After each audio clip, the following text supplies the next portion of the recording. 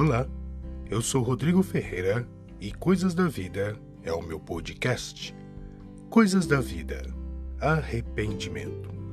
O escritor judeu Salomão escreveu sobre alguém arrependido. Como odiei a correção, e o meu coração desprezou a repreensão. E não escutei a voz dos que me ensinavam, nem aos meus mestres inclinei o meu ouvido. Salomão era um homem vivido. Antes de subir ao trono e substituir o seu pai, o rei Davi, Salomão ouviu as seguintes palavras de seu pai: Estou para seguir o caminho de toda a terra. Por isso, seja forte e seja homem. Eu queria que você imaginasse a cena comigo. Davi, o maior rei de Israel, está morrendo, e Salomão o acompanha no leito de morte. As últimas palavras de Davi ao seu filho Salomão foram: seja forte e seja homem. Ser forte, tudo bem, mas seja homem deve ter doído em Salomão. Imagina um amigo da família que vem lamentar a morte de Davi e inicia uma conversa com Salomão. Infelizmente, seu pai morreu, o maior homem de Israel. Ele foi um grande homem nas mãos de Deus. Ele foi um grande guerreiro, um grande tocador de harpa, escritor, sem contar que ele era um líder nato. Mas me diga aí, Salomão, quais foram as últimas palavras de seu pai a você? Quem sabe Salomão reclina a cabeça, começa a gaguejar, cabisbaixo e responde: ele disse para eu ser forte. Esse amigo da família espera Salomão continuar para ver se ele falava mais alguma coisa e completar a frase. Como Salomão não diz nada, ele contrapõe: só isso? Salomão então continua: também disse para eu ser homem. Complementa Salomão. Das duas, uma. Ou eu chorava de rir e tirava um barato da cara de Salomão, ou ficava constrangido e lamentava ainda mais. Talvez Davi falou dessa maneira para Salomão porque, quem sabe, Salomão era um cara sossegado. Quem sabe, Salomão não se importava com as questões da política e seu pai era rei. Quem sabe, Salomão era tímido, medroso para assumir responsabilidades. Flávio Joséfo, historiador judeu, escrevendo sobre Salomão, relatou que Salomão saía à noite pelas ruas de Israel para conhecer melhor o povo. Então ele analisava o que eles faziam, como se comportavam mediante as situações da vida, o que falavam sobre o governo do próprio Salomão, a pobreza do povo e suas carências, e tais circunstâncias amadureceram Salomão, fizeram Salomão refletir sobre a vida e sobre o ser humano. Dentre as coisas que ele observou, percebeu que o homem se arrepende. O arrependimento ocorre quando percebemos que o que fizemos é praticamente irreparável.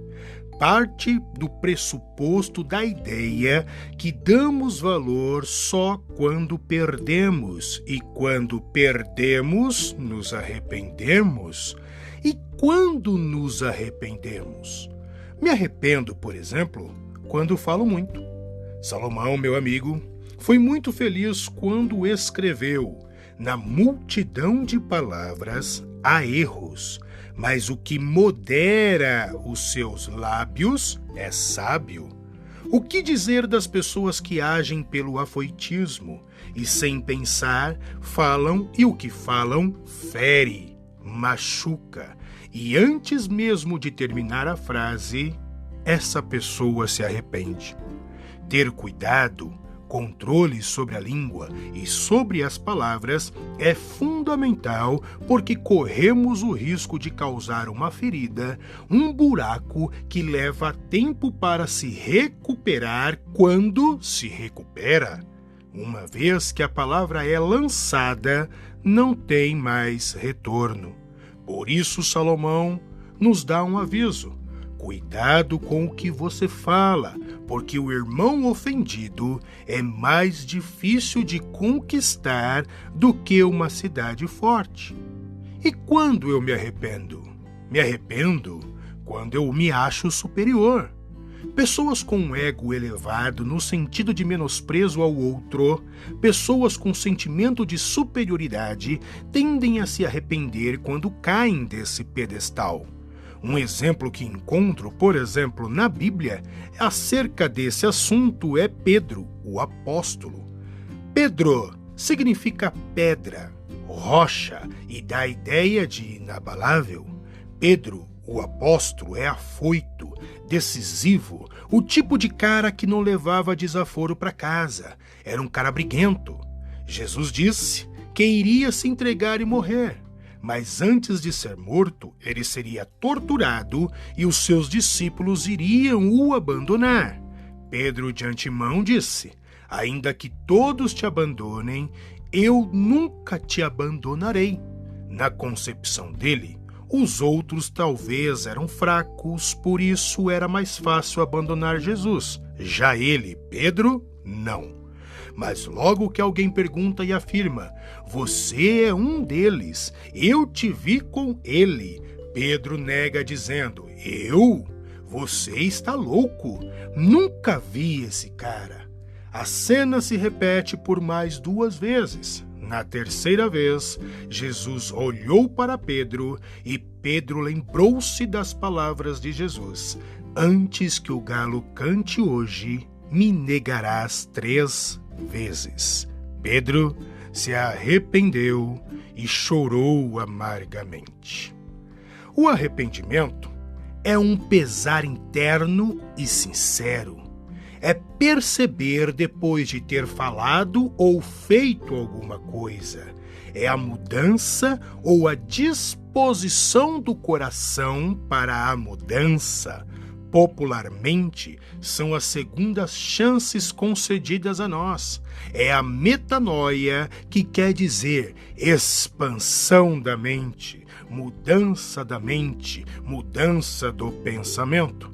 Facilmente, o arrependimento é confundido com remorso. Remorso é a tristeza profunda que me congela, paralisa no sentimento de culpa. A culpa é o peso que carrego, acreditando que não tem mais jeito, não tem mais volta, não tem mais perdão, não tem segunda chance. Por isso, desanimo da vida e da minha pessoa e largo, desistindo da vida. A culpa desmotiva. O arrependimento é a porta aberta para a mudança de conduta. É a perspectiva de um futuro diferente. Judas sentiu remorso e deu cabo da sua vida. Pedro sentiu-se arrependido e projetou um futuro imediato no perdão de Jesus. Quem se arrepende alcança a vida. Quem se arrepende alcança perdão. Alcança segundas chances, alcança misericórdia. E aqui o X da questão: ainda há esperança. O arrependimento é a ponte do recomeço, é o ponto inicial para uma nova vida. O arrependimento é a demonstração de que a vida não parou, mas que continua com uma nova perspectiva. Coisas da vida.